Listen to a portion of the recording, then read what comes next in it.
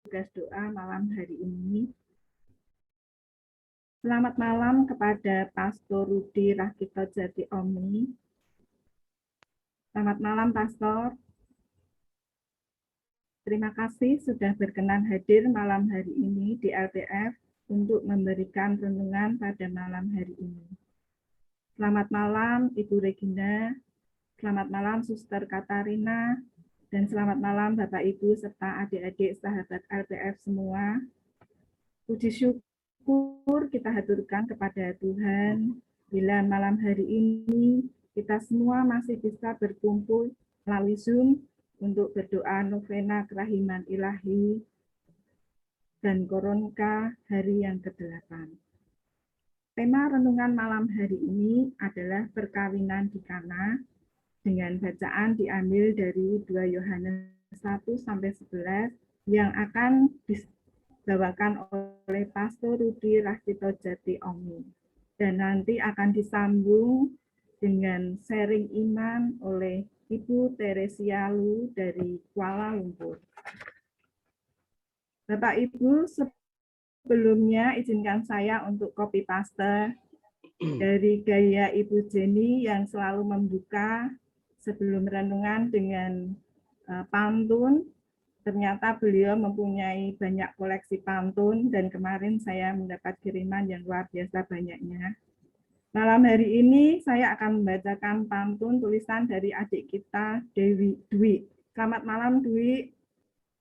Bunyi pantun adalah seperti ini. Jalan-jalan ke Osaka. Di sana kita makan chicken katsu. Tuhan memberkati kita semua. Love Praying Family tetap nomor 1. Terima kasih Adik Dwi untuk pantunnya. Mari Bapak Ibu kita siapkan hati kita untuk mendengarkan renungan firman Tuhan malam hari ini. Sebelumnya kita mau siapkan hati kita mau berdoa Salam Maria 1 kali untuk memohon penyertaan Bunda Maria. Dalam nama Bapa dan Putra dan Roh Kudus. Amin. Salam Maria, penuh rahmat, Tuhan sertamu. Terpujilah engkau di antara wanita, dan terpujilah buah tubuhmu, Yesus. Santa Maria, Bunda Allah, doakanlah kami yang berdosa ini, sekarang dan waktu kami mati. Amin. Dalam nama Bapa dan Putra dan Roh Kudus. Amin. Amin. Untuk waktunya kami persilahkan Romo Rudi untuk memberikan renungan malam hari ini. Bapak Ibu, saudara-saudari, selamat malam. Malam hari ini saya berkesempatan untuk berjumpa dengan Anda. Kelompok doa yang terus terang saya belum pernah mendengar.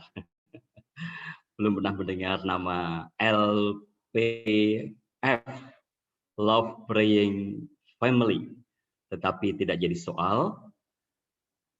Yang penting bahwa akhirnya kita bisa dipertemukan pada malam hari ini. Pada malam hari ini saya diundang oleh Anda untuk menyampaikan renungan seperti judul tema yang diberikan, iman. Maka sebelum kita mendengarkan renungan itu, saya mau mengajak kita untuk membaca kembali Yohanes bab 2 ayat 1-11. Itu kisah perkawinan di Kana. Maka mohon salah satu yang merasa suaranya cukup keras untuk membantu membacakan Injil itu. Perkawinan di Kana. Pada hari ketiga, ada perkawinan di Kana yang di Galilea, dan ibu Yesus ada di situ. Yesus dan murid-muridnya diundang juga ke perkawinan itu. Ketika mereka kekurangan anggur, ibu Yesus berkata kepadanya, "Mereka kehabisan anggur." Kata Yesus kepadanya, Mau apakah engkau daripadaku, Ibu? Saatku belum tiba. Tetapi Ibu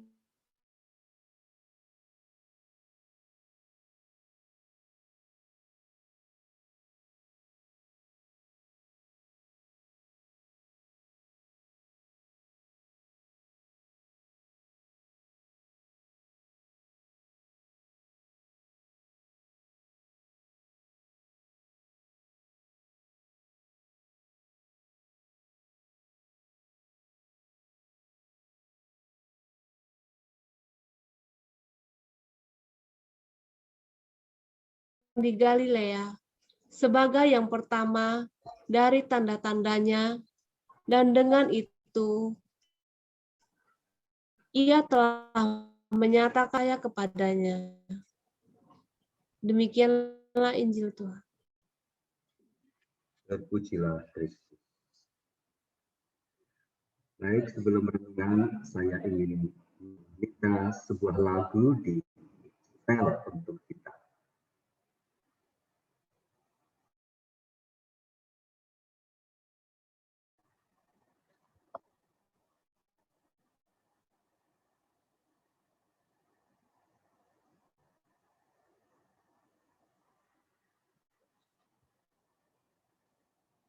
Apakah sudah disiapkan lagunya?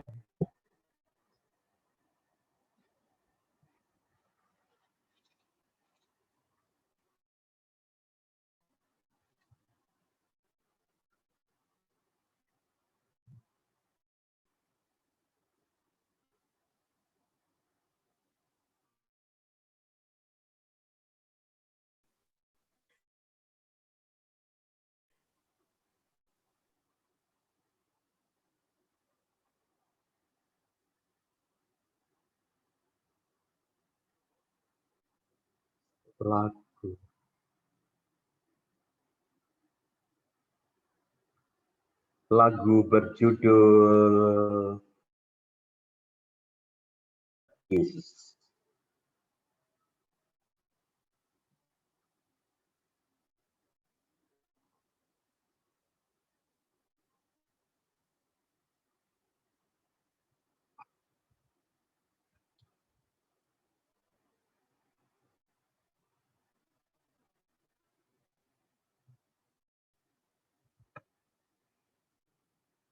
Semoga Anda sekalian sabar. Lagu akan didengar. Yesus.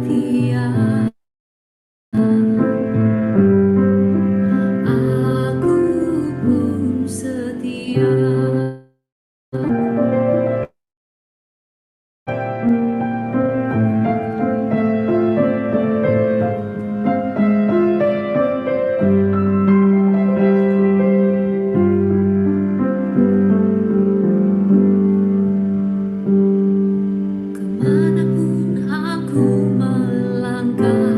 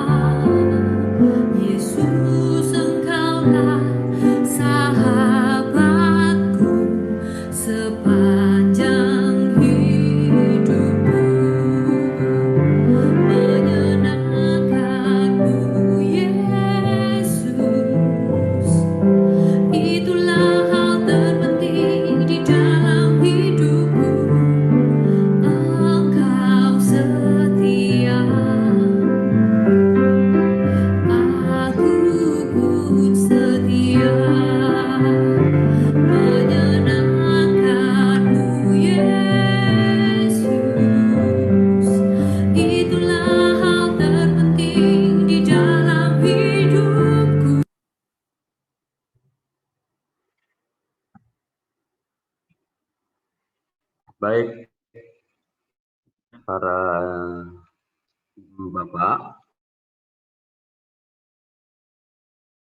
entah kenapa tidak jadi soal, tetapi semoga Anda berkenan dengan lagu itu.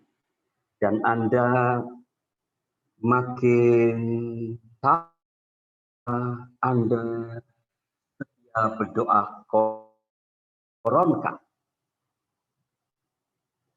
Anda tidak akan tahan berdoa koronka setiap hari atau setiap pukul 3 kalau motivasinya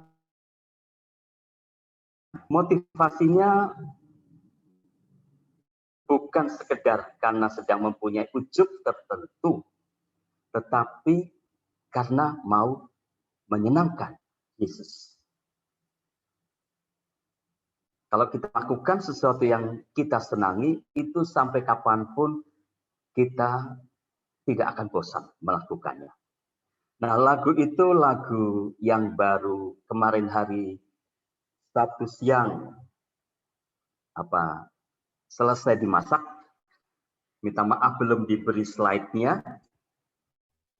Tetapi dalam arti tertentu kok sepertinya pas ya, pas untuk perjumpaan kita malam hari ini.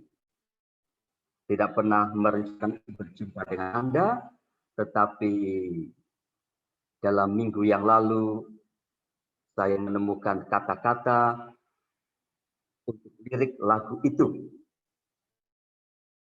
Apakah Anda tahu bahwa ada kisah di belakang lagu itu? Itu kisahnya dari seorang gadis yang saya jumpai di dalam kanonik, yaitu persiapan perkawinan. Seorang putri, manis, anak seorang jenderal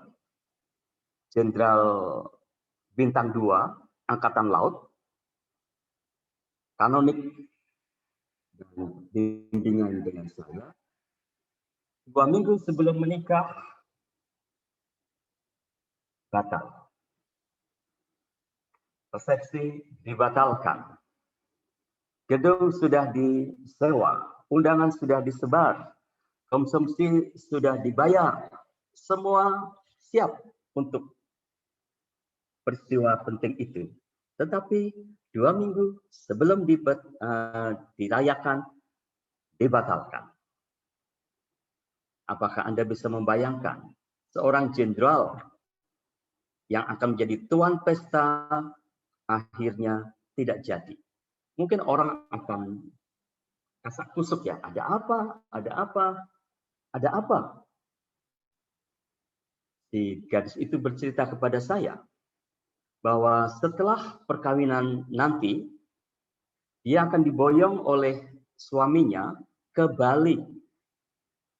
Di Bali akan diadakan upacara ngunduh mantu secara adat Bali, dan di dalam upacara itu juga sang mempelai putri akan dibaptis menjadi seorang Hindu.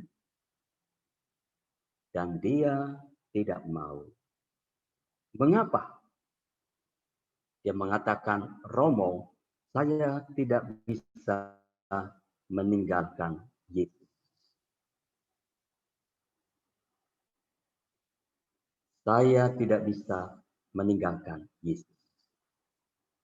Maka lagu itu, kalimat di awal langsung saya mulai dengan sungguh mencintaimu. Itulah keputusan final hidupku. Jadi mencintai Yesus itu keputusan final yang tidak bisa dikoreksi lagi. Berapapun harganya. Saya sangat terkesan dengan gadis itu, maka terciptalah lagu itu. Dan saya tadi tiba-tiba berpikir, ini kalau Anda memang punya kebiasaan berdoa koronka, ini bisa menjadi lagu kebangsaan LPF ini, ya, lagu kebangsaan dari komunitas ini. Kan memang tujuan kita menyenangkan Yesus, ya. Entah ada intensi, ujub atau tidak, pokoknya berdoa ya berdoa. Kalau berdoa koronka, jamnya jam 3 ya berdoa. Tanpa harus ada alasan lain, kecuali menyenangkan Yesus. Saya yakin Anda akan bahagia kalau berani melakukannya. Yesus setia, maka saya juga harus setia. Itu pengantar untuk lagu di awal tadi ya. Lagu yang mungkin memang harus diciptakan supaya saya bertemu dengan Anda. Nah, teman-teman sekalian, paling aman saya akan mengawali renungan ini dengan sebuah cerita. Saya suka cerita. Tapi kalau Anda datang ke paroki saya, paroki Trinitas, Cengkareng, saya jarang bercerita. Saya hobinya muter film. Jadi kalau misa, para oma, para opa, para anak-anak paling senang kalau yang memimpin misa Romo Rudi karena akan diajak nonton film. Pasti nonton film. Jadi Bapak Ibu kalau mau nonton film nanti datanglah ke gereja Trinitas. Tetapi karena tidak mungkin menyetel film dalam Zoom karena pasti akan membuat gambar susah untuk bergerak, maka cerita menggantikan film. Cerita seperti apa? Pada suatu hari, seorang Yahudi bernama Pak Odet bertanya kepada saya, Romo, siapa ya orang paling bahagia yang pernah hidup di dunia? Saya pun menjawab, Tuhan Yesus ya. Pak Odet menggelengkan kepalanya. Saya kemudian berkata, Bunda Maria? Lagi-lagi dia menggelengkan kepalanya. Kalau begitu siapa? Saya ganti bertanya. Dan Pak Odet menjawab, Adam. Adam. Kok bisa? Saya bertanya dengan penasaran. Dan sambil tersenyum, Pak Odet berkata, karena Adam tidak punya. Odet tertawa terbahak, saya juga ikut tertawa, dan kemudian saya berbisik kepada dia, Bro, saya juga tidak punya mertua. Bapak Ibu, saudara-saudari sekalian, kehidupan kita kemarin, hari ini, dan besok terasa berat atau ringan bukan tergantung dari mertua.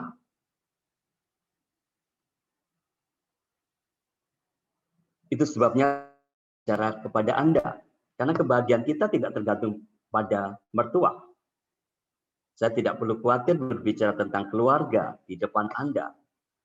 Ya, karena yang paling penting bukan mertua, tetapi ada yang lain. Sebetulnya kebahagiaan kita tergantung dari cara kita memandang dan menjalani hidup. Menjadi berat kalau kita menganggapnya berat.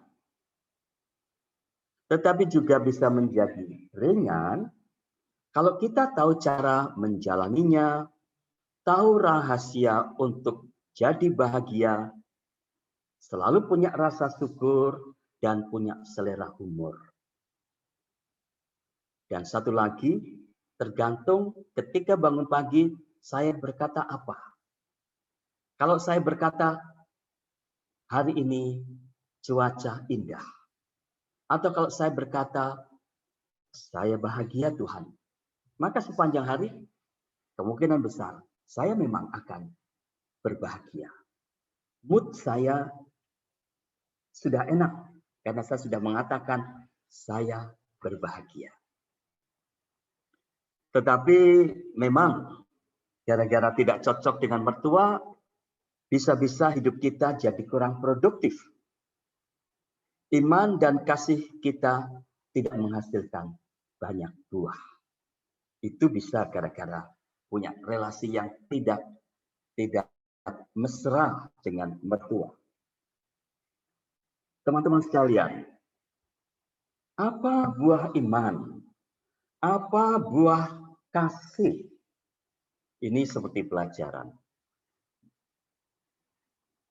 Buah iman salah satunya adalah, bukan salah satu, 3, adalah ketaatan, tanggung jawab, dan kesetiaan. Itu yang saya lihat dari seorang Bunda Maria. Karena imannya, karena dia sadar bahwa dia adalah hamba Allah, maka dia berusaha, maka dia bersedia melaksanakan kehendak Allah untuk menjadi ibu putra Allah. Membesarkan, mendidiknya, Maria tidak bisa membayangkan bagaimana caranya nanti membesarkan dan mendidik seorang putra Allah. Apalagi 33 tahun kemudian, dia menemani anak itu mendaki Bukit Golgota sambil memanggul salibnya. Maria tidak pernah membayangkan. Dan malaikat juga tidak pernah memberitahu bahwa nanti hidupnya akan seperti itu. Tapi Maria adalah seorang yang beriman. Maka dia taat. Maka dia bertanggung jawab menemani putra itu sampai di kaki salib. Maka dia setia. Setelah Paskah, dia tetap menjadi ibu bagi para murid. Dia setia. Itu buah iman. Tidak usah cari di mana-mana. Lihat saja pada Bunda Maria. Bukan karena saya seorang OMI, lalu saya berbicara tentang Bunda Maria. Tetapi memang dia sangat-sangat istimewa. Meski begitu, kita juga tidak pernah mendengar Bunda Maria mengeluh. Kalau orang beriman, orang akan jarang mengeluh. Kalau dia mengeluh, itu tanda dia kurang beriman. Maka marilah kita memiliki relasi dengan Bunda Maria yang lebih dekat. Biar selalu ingat untuk menjadi orang yang rendah hati dan tidak suka mengeluh. Itu buah iman. Belajar pada Bunda Maria, berguru pada Bunda Maria, dan menjadikan Maria sebagai model. Pasti iman kita akan menghasilkan buah. Buah kasih.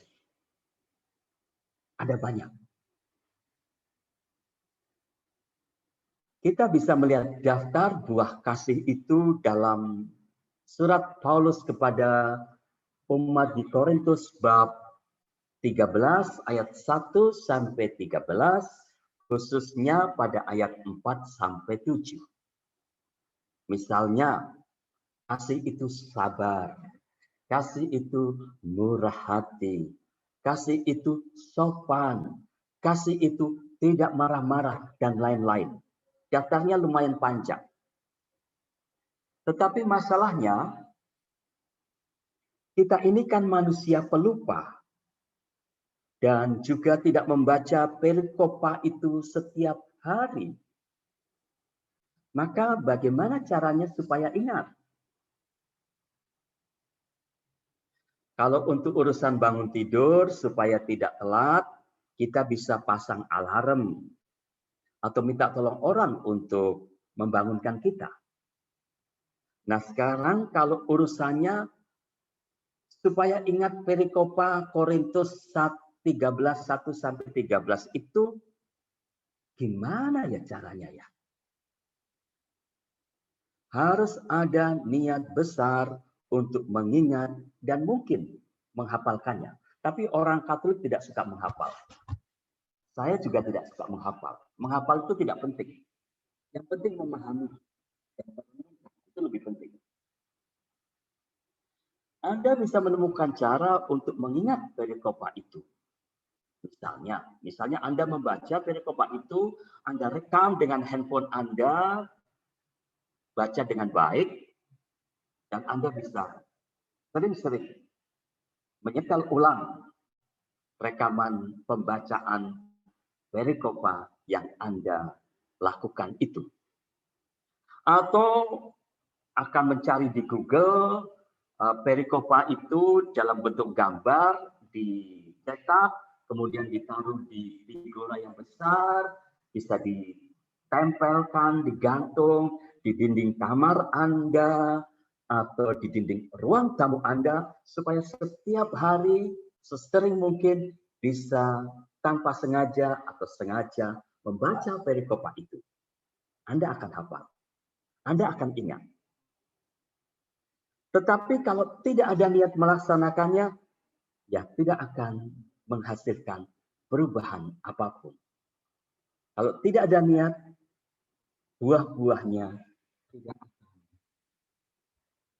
tampak di dalam hidup kita. Maka pertanyaan untuk direnungkan, bagaimana cara menghasilkan buah kasih? Saya menulis ada 3 cara untuk menghasilkan buah kasih. Yang pertama, mulai dengan mempunyai niat. Dan mungkin untuk membantu supaya ada niat, kita mulai dengan latihan. Kita melatih, mempraktekkan poin-poin itu. Misalnya, minggu ini saya akan berusaha menjadi orang yang sabar kepada pasangan dan anak-anak. Pokoknya minggu ini fokus saya adalah jadi orang sabar. Minggu berikutnya saya akan latihan menjadi orang yang murah hati. Sepanjang minggu setiap hari saya akan menjadi orang yang murah hati. Murah hati dalam hal waktu, perhatian, tenaga, uang, apapun. Murah hati. Bahkan kalau terpaksa sering ditipu orang juga tidak apa-apa. Itu namanya murah hati. Dan seterusnya. Jadi, cara pertama adalah latihan. Cara yang kedua, dengan berdoa mohon rahmat buah-buah kasih itu. Doa seperti apa, toh Romo? Kalau saya mempraktekkan sesering mungkin sudah sejak kelas 4 SD, ibu saya mengajarkan kepada saya. Sekarang umur saya sudah kepala 5. Mengajarkan kepada saya, nak, setiap habis komuni, kamu berdoa. Dulu zaman itu Mada Bakti ya. Sekarang puji syukur. Dan di dalam buku puji syukur ada juga. Kamu berdoa entah doa jiwa Kristus atau satu lagi dari puji syukur nomor 221, Tuhan jadikanlah aku pembawa damai. Itu menjadi doa wajib setelah komuni setiap hari.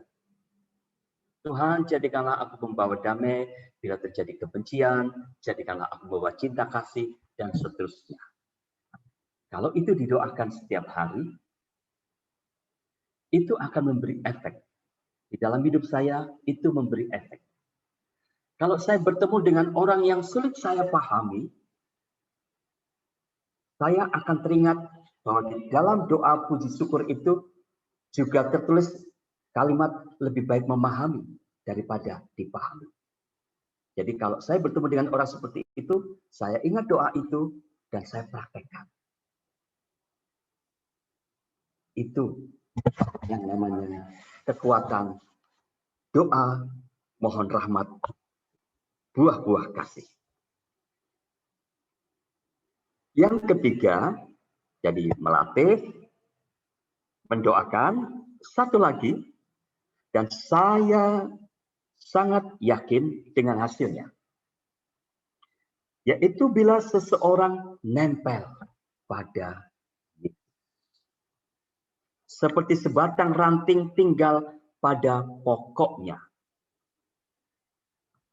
Yohanes bab 15 ayat 1 sampai 8. Kalau ranting nempel pada pokoknya, dia akan menghasilkan buah.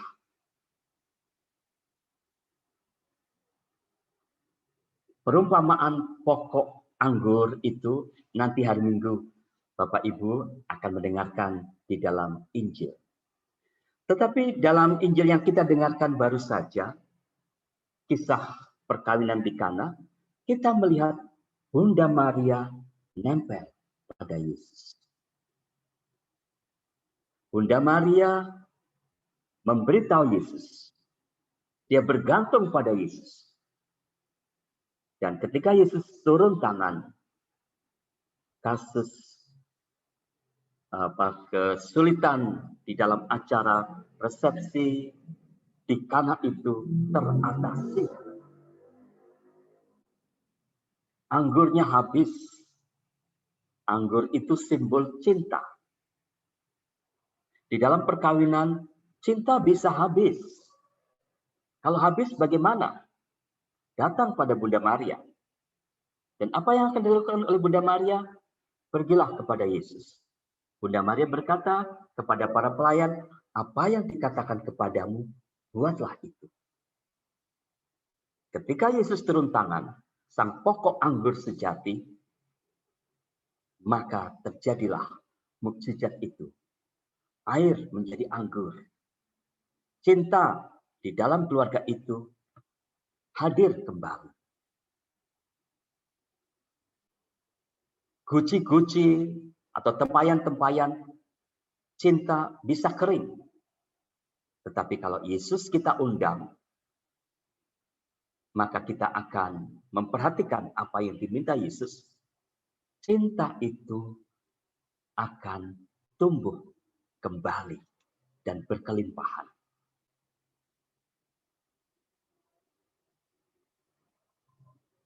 Itu maksudnya, nempel pada Yesus. Nempel pada Yesus artinya saya memperhatikan benar-benar apa yang diperintahkan. Saya menjadikan dia sebagai model hidup saya. Kalau kita dalam perkawinan, biasanya masalahnya apa yang paling sering? Sehingga cinta itu kering atau cinta itu habis. Salah satunya, musuh setiap orang adalah egois. Mencintai diri sendiri. Dan bukankah itu persis yang dikalahkan oleh Yesus? Tidak ada cinta yang lebih besar daripada cinta orang yang memberikan nyawanya untuk sahabat-sahabatnya. Yesus tidak mencintai dirinya sendiri. Yesus mencintai yang lain. Dia tidak egois, tidak egosentris. Dia mengajak kita untuk memberi, untuk berkorban. Oh ya, saya ingin mengakhiri perjumpaan sore hari ini. Satu hal. Apa lawan kata dari mencintai? Pasti dulu guru-guru bahasa kita di sekolah mengajarkan bahwa lawan kata dari mencintai adalah membenci. Sebetulnya itu salah. Tetapi 99,9% guru bahasa Indonesia atau guru kita di SD mengajarkan itu. Bahwa lawan kata dari mencintai adalah membenci. Itu salah. Mencintai, bahasa Inggrisnya to love. To love. Lawan kata dari to love bukan to hate. To love itu artinya I do something good for others. Itu namanya mencintai. Saya melakukan sesuatu yang baik bagi yang lain. Itu namanya mencintai. Maka lawan katanya adalah saya melakukan sesuatu bagi diri saya. Bahasa Inggrisnya to be selfish. Bahasa Indonesianya egois. Maka semoga sejak malam hari ini kita menjadi lebih sadar tentang apa artinya mencintai. Mencintai itu lawan kata dari egois. Kita hanya akan menghasilkan buah kasih ketika kita berani meminggirkan dorongan-dorongan untuk menjadi egois yang seringkali terjadi atau kita lakukan. Akhirnya, supaya tidak kemalaman, saya akan mengakhiri renungan sampai di sini. Semoga berguna bagi kita bersama. Amin. Amin. Terima kasih Pastor atas renungannya yang sangat menguatkan kami semua. Juga lagunya sangat bagus sekali. Kemudian izinkan saya untuk merangkum sedikit apa yang telah diberikan Romo malam hari ini. Dari lagu Romo tadi intinya kalau kamu setia, aku akan setia. Jadi menyenangkan Yesus itu sederhana, yaitu melalui kesetiaan.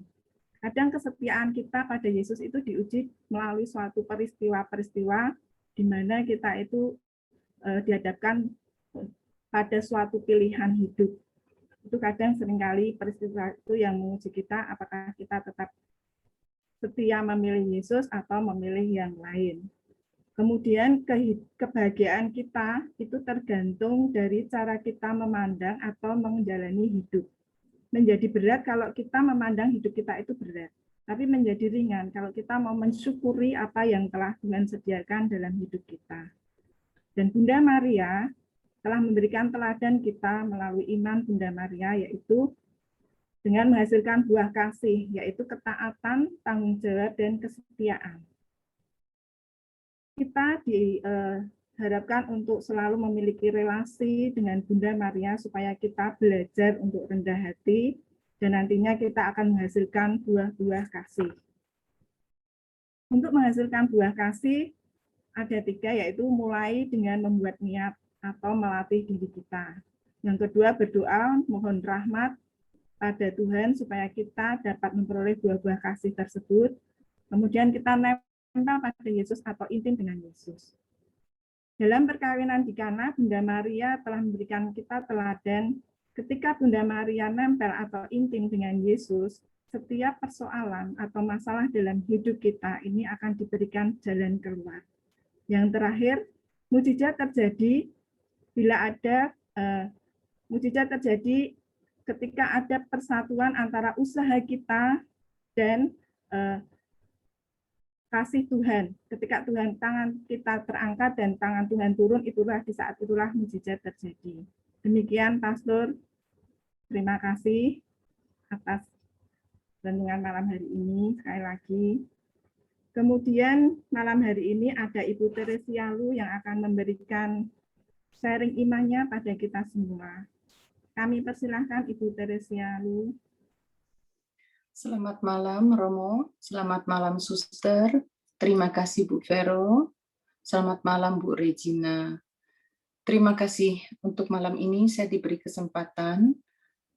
Saya berasal dari Bandar Lampung, tapi saya setelah merit saya tinggal di Pineng dan saya sekarang menjaga anak-anak di Kuala Lumpur. Anak saya yang 3 putri, yang paling besar dia sedang magang, jadi bulan ini habis dia magang, harus dia mencari pekerjaan. Kemudian 2 masih kuliah dengan juga dua-duanya mendapatkan part-time job. Itu semua adalah berkat daripada Tuhan. Saya akan sharingkan kejadian pagi hari ini. Sedikit saya akan seperti yang seperti Romo tadi ceritakan tentang sharing renungan, bahwa doa adalah satu napas kehidupan bagi seorang Kristen. Dan itu adalah bagi kita, bagi orang yang percaya, doa itu sangat sekali, bagi orang yang percaya itu satu kekuatan ya. Di dalam Filipi 4 ayat 7, Filipi 4 ayat 6, janganlah hendaknya kamu khawatir tentang apapun juga, tetapi nyatakanlah dalam segala hal keinginanmu kepada Allah, dalam doa dan permohonan dengan ucapan syukur. Ada tadi Seperti Romo juga katakan, kita melatih diri untuk berdoa, dan buahnya luar biasa. Pada pagi hari ini, pada saat sesudah berdoa rosario, dan kami menyanyikan ucapan syukur kepada Tuhan pada saat itu, saya berdoa, Tuhan, pada saat sekarang ini Tuhan, jam 9 pagi, saya sedang diinterview Tuhan. Kalau memang ini kehendak-Mu ya Bapak, perusahaan ini akan menerima anak. Doa seorang ibu dan doa yang benar yang kita doakan kepada Tuhan. Dengan menangis dalam hati memohon kepada Tuhan.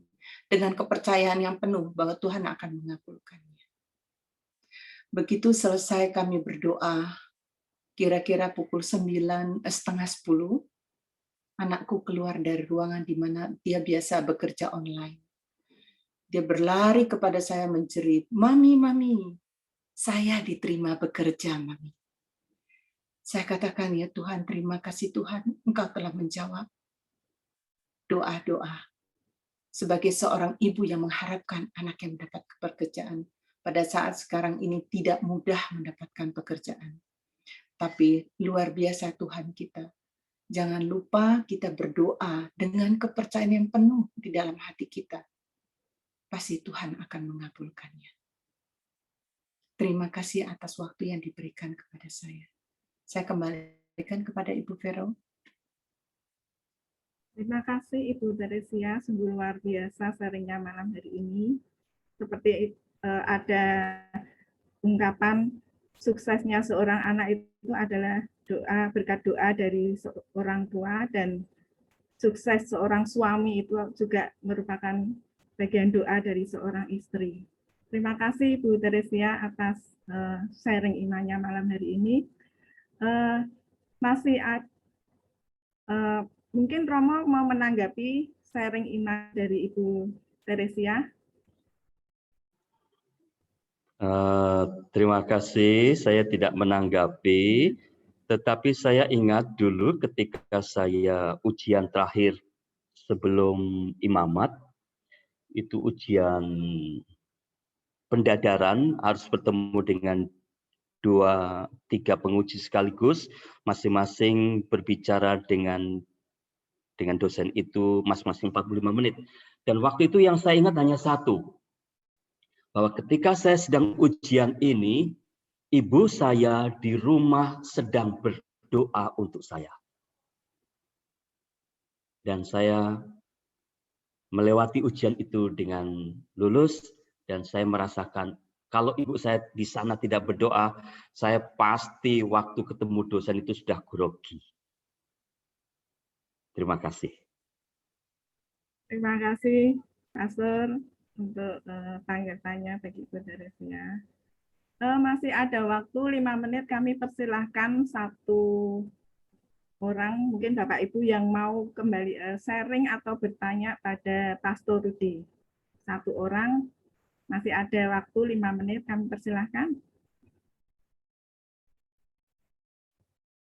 Silakan Bapak Ibu yang mau bertanya atau juga mau sharing iman.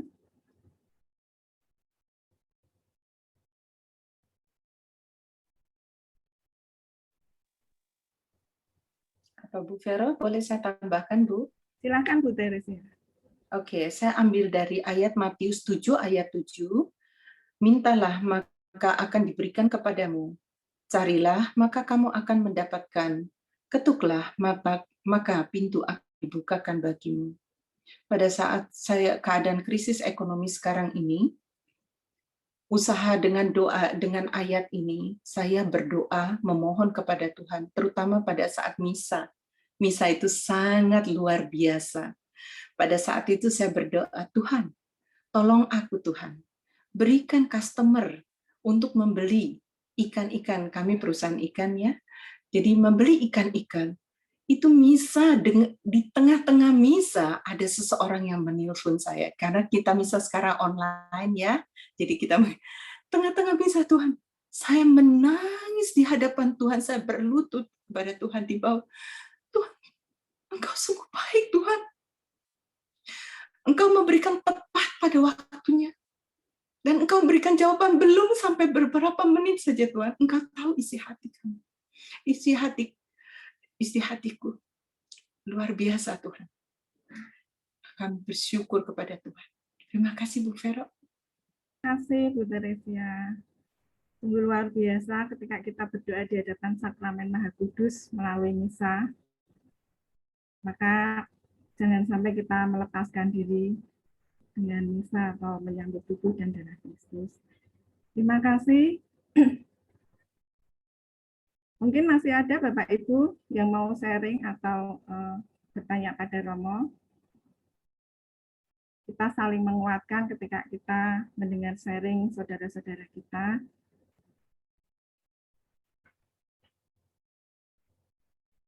Kalau tidak ada, kami mohon Romo Rudi untuk menutup doa dan memberikan kami berkat.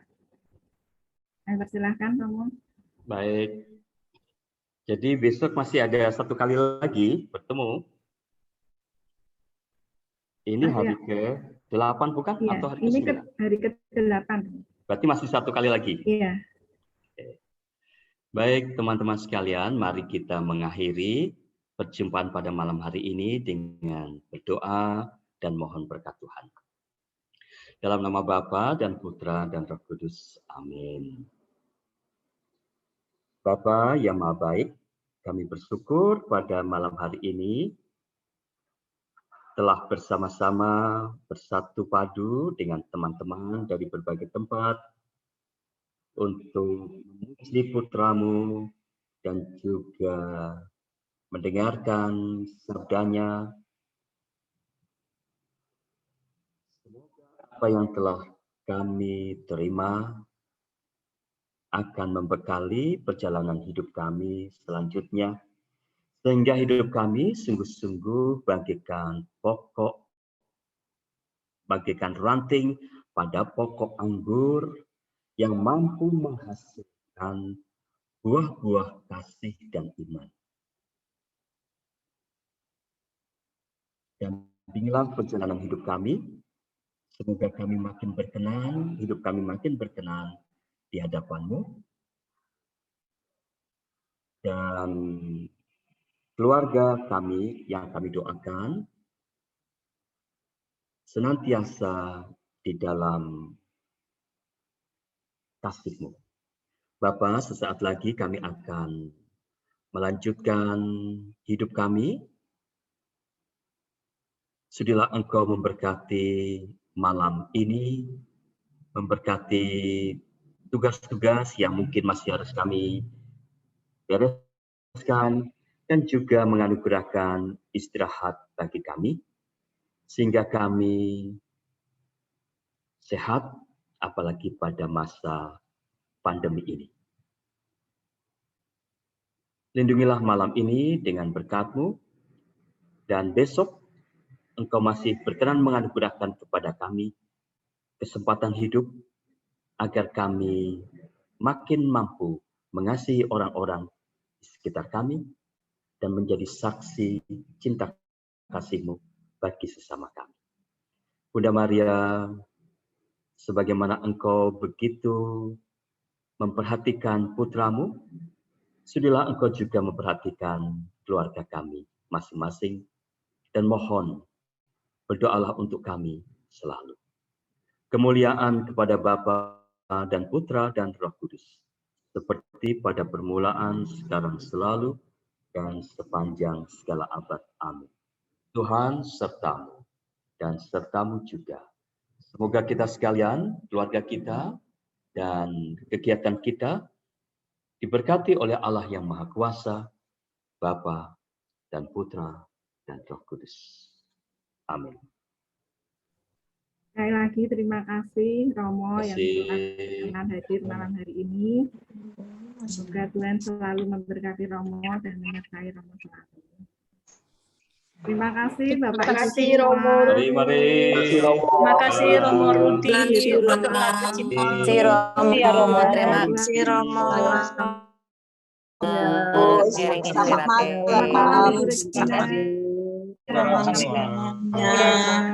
Selamat malam semua.